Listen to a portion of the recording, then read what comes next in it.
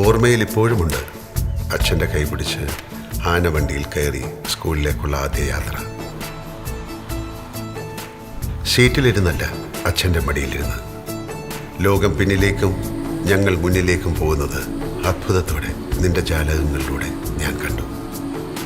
ജീവിതത്തിൽ എപ്പോഴും മുന്നോട്ടായിരിക്കണം പോവേണ്ടത് എന്ന പാഠം ഞാൻ പഠിച്ചത് ആ കാഴ്ചയിൽ നിന്നായിരിക്കാം.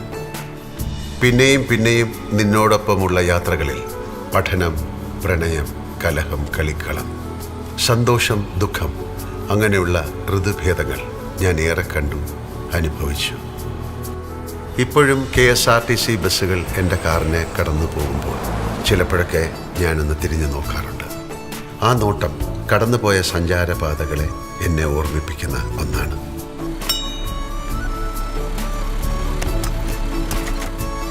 ഇന്നും നിന്റെ മടിയിലിരുന്ന് ജാലകങ്ങളിലൂടെ ലോകം കണ്ട് ഇങ്ങോട്ടെങ്കിലുമൊക്കെ യാത്ര ചെയ്യാൻ ഞാൻ മോഹിച്ചു പോകുന്നു. മലയാളിയുടെ സഞ്ചാര വഴികളിലൂടെ നിന്റെ ശുഭയാത്ര ഇനിയും തുടരട്ടെ എന്ന് ഞാൻ ആശംസിക്കുന്നു.